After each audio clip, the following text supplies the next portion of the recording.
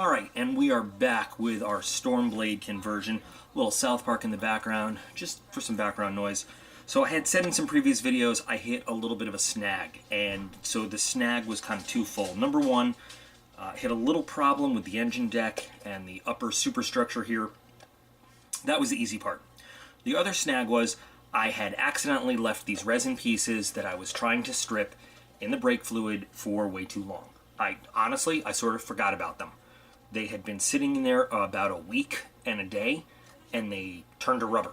I've never seen resin do that, but they got very rubbery and started falling apart. And if you look, you can see they became very pitted. We had some issues, and it turns out not all the paint stripped off, and some of them are still rubbery, and you know, we've got some rubber smushiness and going on. They're slowly starting to harden up again. I guess as they dry out, we're getting the resin hardness back.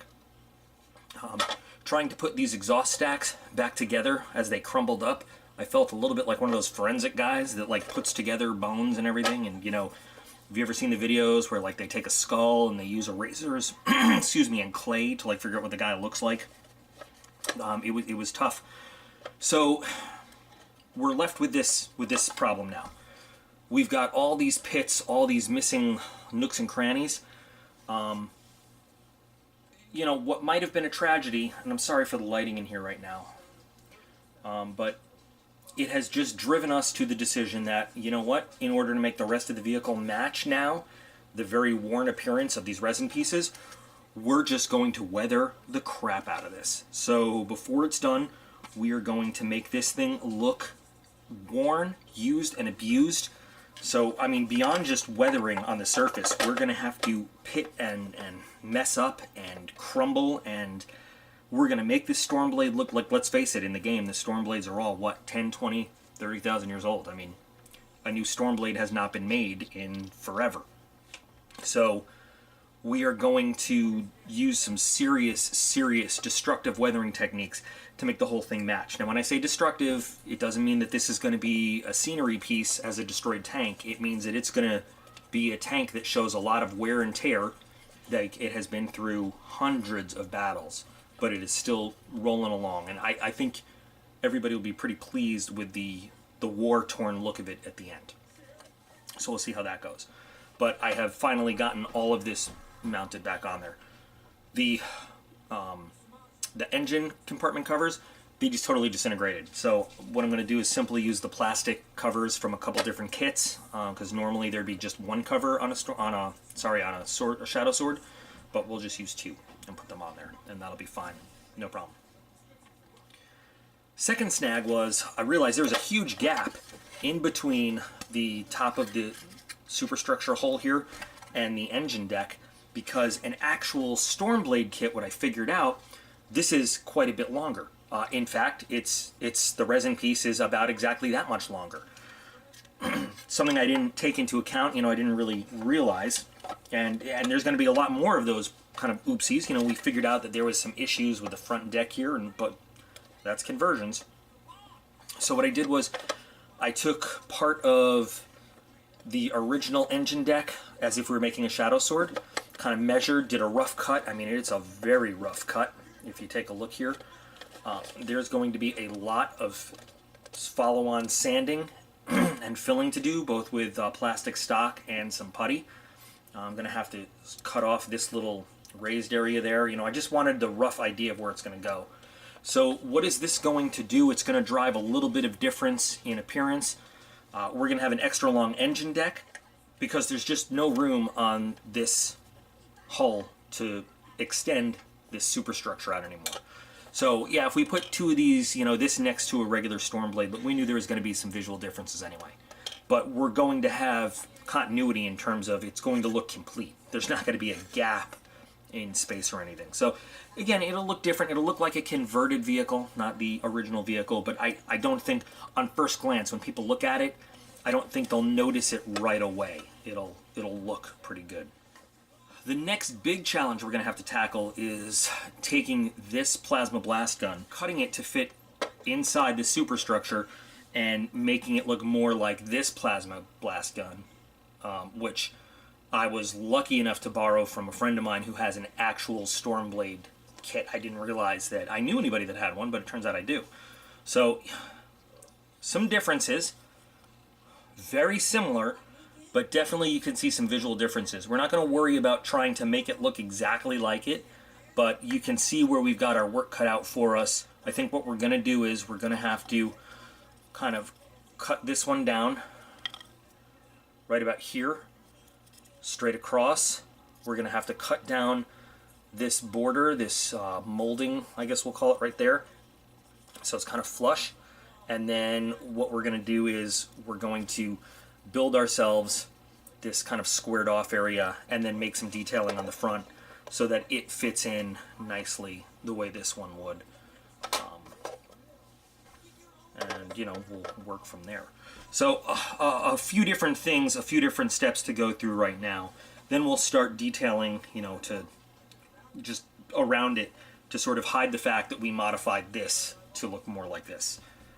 I've got the resin pieces for the track guards on the front and rear, of course. We'll get to those in a little bit. And I've got to do a little bit of scratch building to fix some of the damaged areas that we can see, you know, around the exhaust stacks and everything. We're going to make it damaged. Now we decided we don't want it too damaged because it looks like they're going to fall off as it is, but we'll work on that later on. So right now, first thing I'm going to do is I'm going to get a razor saw out. I'm going to cut off this kind of protruding part right there. I'm going to take some stock plastic, fill that in, and then sand all this smooth so that we can figure out exactly how much we need to fill this little gap there, and whether that's a good job for putty, green stuff, or just some sheet plastic to fit in the middle there. Okay, well, a little bit of time with the Dremel, some sandpaper, some sawing, and it's got a little bit of oopsie right there that we're just going to fill with some putty when we're done. But I had to remove a little bit of decorativeness over there and again trim this border to make it all match up. But not bad. You know, this doesn't fit exactly even according with all the marks, but I mean, it's pretty good. On the top, well, that was the bottom, and then here on the top. So now, ready to go and start building this kind of structure, which we're going to do out of just stock plastic. I also took the time to remove that block that was in there that you use to position the Shadowsword weapons and the Stormsword weapons and some other stuff. And that way we can start building the internal that's going to sit there and mount the cannon in there. Kind of like that. I also decided that I wanted to save some of the resin pieces because I thought these are kind of interesting. We might be able to use them somewhere, you know, scratch building or converting. And I wanted to save these hoses, this tubing. Might be able to use that on something later. Unfortunately, I wanted to keep that cool skull, but I ended up cutting right through it. So I'm going to start building out with just stock plastic. Just going to super glue a base of just sheet plastic on there and then start building on it. I've been asked once or twice, you know, what I use when I do my scratch building. Not on this channel, but by, you know, friends at work and stuff. I think that one of the best, most economical things you can do is Evergreen has this pack of odds and ends. And so this isn't the only thing I use, but every single package of this stuff is different, and you never know what you're going to get in it, and it's always good quality, you know, it's usable stuff. So they cut their materials to different sizes, you know, that they package up, and then this is the end cuts, the stuff that's left over, and you always get different thicknesses, different sizes, different shapes. It's really cool because, like I said, you never know what you're going to get. And then I use just standard tubes, strips, sheets of different thicknesses, you know, that's all. So I like to kit bash, and I like to take pieces from kits, but never underestimate just some plain old polystyrene sheet when you want to build up stuff that doesn't actually exist. And that's what I'm going to use to start building the back of this gun. So I've got just kind of a base of 3 strips of polystyrene, and you know that's on with super glue, and now I can use just regular old plastic cement to build from. Here's step 1. I measured the bottom length right there, and so I made myself a little shelf to rest it on. I used one of the big tubes just to make the length, so I know exactly how far I need to build this structure there. So already I know where it's going to sit. I know the angle it's going to sit. You know, when it rests, just a slight kind of gun up position. It's not very far. That shelf isn't very big, so it's not sitting exactly the way I want it to right now, but it tells me exactly where it's all going to fit in, and now I just need to start building around that right there. So now I get to build. Well, the kind of box structure is done. Just had to fit some pieces in. I mean, it doesn't look very fancy, but it's also not cleaned up yet. So got the plastic fitted there, by the way, but this fits in very nicely right there and gives it just that little angle up that I was looking for. So now just gotta kind of finish it off, and then just, you know, use some plastic and maybe some extra bits and stuff to give it a nice look, to make it look a little fancier than it is. Because the original cannon, you know, it has some stuff up top, and again, we know it's going to look a little bit different, but if we can just build it up a little bit also to look, you know, a little fancier. So this seam is joined nicely. I think I'm actually going to leave that little gap right there, just because I like the way it looks. It's such a small little gap, but it looks like maybe it does something. But when we put our cannon in, look at this. Plasma blast gun fits like a glove. All we got to do is just kind of build it up to make it look like a legit piece there. Awesome. So a little bit more work to go.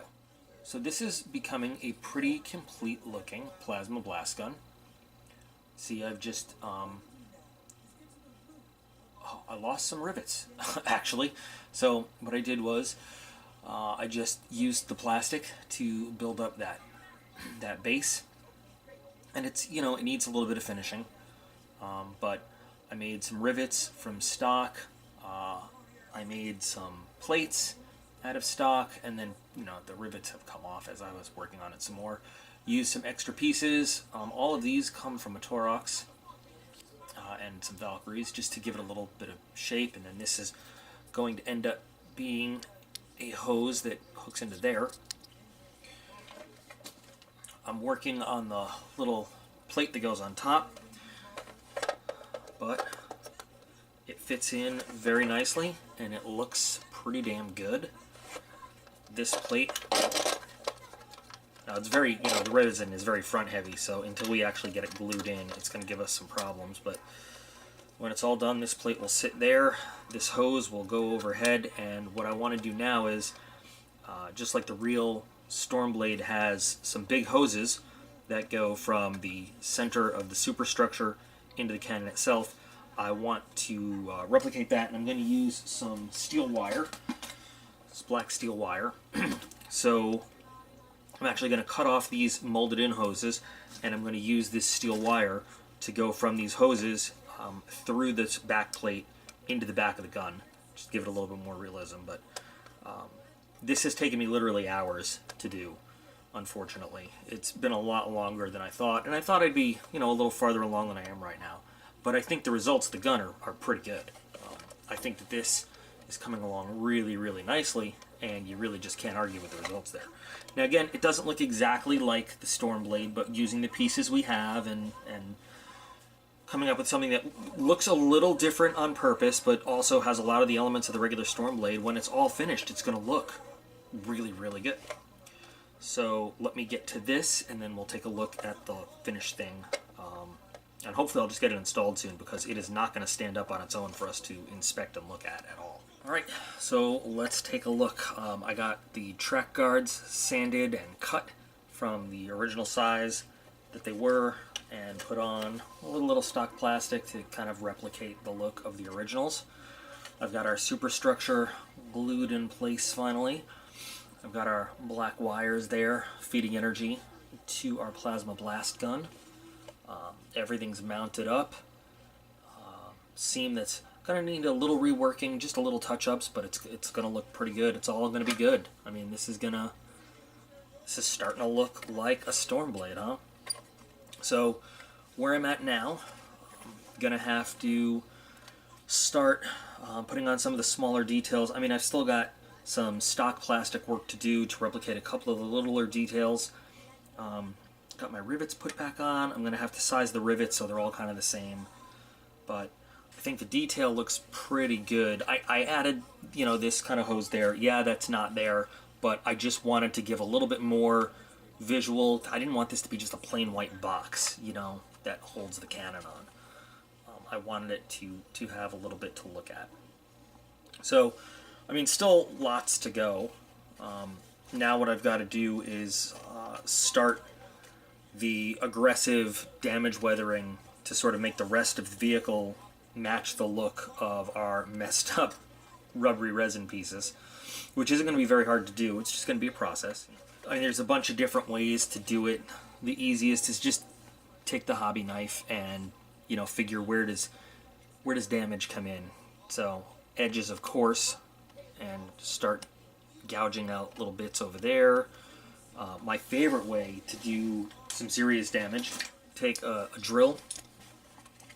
Depending on where we want to hit to come in and what size, we'll say hit the armor plate here. I don't want to drill all the way through. I just want to make a little bit. Let's see, how's that?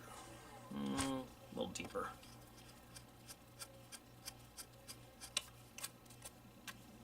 You know, I want the armor to have stopped this round mostly. Okay.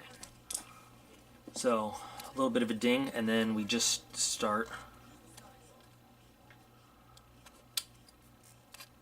making this little starburst pattern, extending out from it.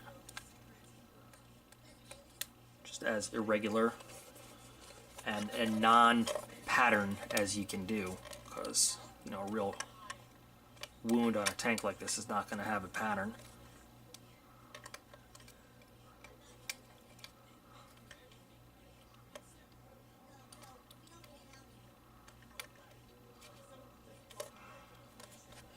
Deepen that actual hit a little bit, and bam, battle damage. And you know, that'll look way more effective when it's actually finished. It looks really good if you don't mind going all the way through the armor plate and making a hole, you know, all the way into the interior of the vehicle. It looks pretty good. So I'll just kind of deepen the hole up a little bit there, but so lots of, you know, crumpled, messed up, just damage all over this thing to make it now match the look of the other pieces that are damaged. But when it's all done, it's going to look like a tank that's been through hell. I'm going to hold off on that till I get all the other details on, though. I just wanted to kind of show what I'm going to do with that right now. Also going to involve some melting plastic and, you know, metal. When it gets hot and is hit, melts and stuff like that. Got to put a heavy bolter on there because there's a hole mounted heavy bolter. I want to put a heavy stubber up there. I don't know if I'm going to put a crew member in there or not, but yeah, just some odds and ends to do. But I mean, this is the basic Stormblade shape. We've got it down, and I think it's pretty good. You know, for a conversion with some scratch building and stuff. So I'm just going to keep working on this, and there's so much stuff we can do to mess this tank up. I'm so excited. So thanks for joining me on part 2, a little shorter than part 1, but a lot of hours building that scratch build there for the cannon and everything. Long time putting the melty resin back together. But yeah, part 3 will definitely have a lot of the little details done and start to get into the detailing and the weathering and the damage and the painting and getting this thing looking good.